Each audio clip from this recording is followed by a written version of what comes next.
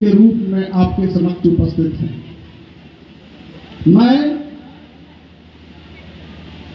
आपको इस अवसर पर कुछ अपनी जो अनुभव है उसको मैं आपसे साझा करना चाहता हूं। सबसे पहले इस संसार में जितने जीव हैं सभी जीवों में सर्वश्रेष्ठ मानव जीव को समझा गया है, मानव जीव को माना गया है, इसलिए कि इसे सोचने समझने की शक्ति प्रदान है, यही संसार को चलाते हैं।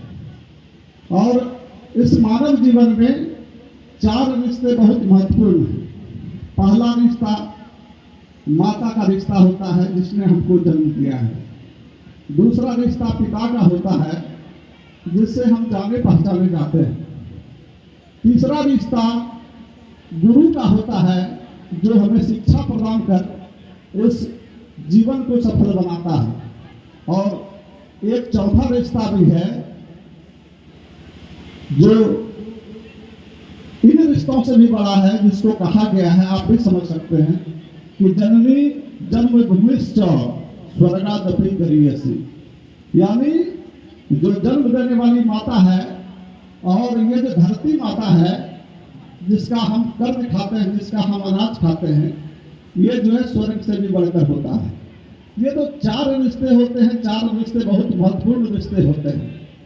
तो मैं इन 4 रिश्तों में तीसरे रिश्ते की बात करने आपके पास आया हूँ, आपसे बातें करता हूँ।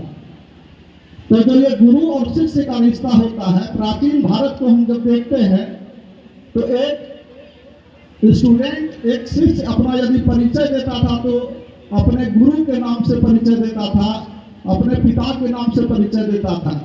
यदि कर्ण को हम देखते हैं, अर्जुन को देखते हैं, तो अर्जुन अपना परिचय जो देता था तो अपना माता, अपना पिता का संतान होने के साथ साथ द्रोणाचार्य का भी शिष्य बताता था।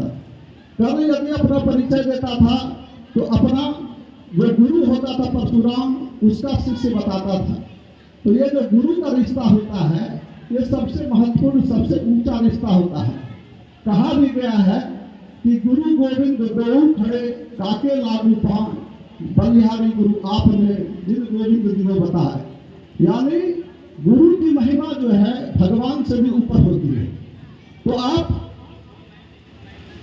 जो शिष्य हैं, ये जो उम्र है, ये गुरु और शिष्य का जो पवित्र रिश्ता है, इससे आप अपने शिक्षक से ज्ञान अर्जित करें और अपने जीवन को सफल बनाएं।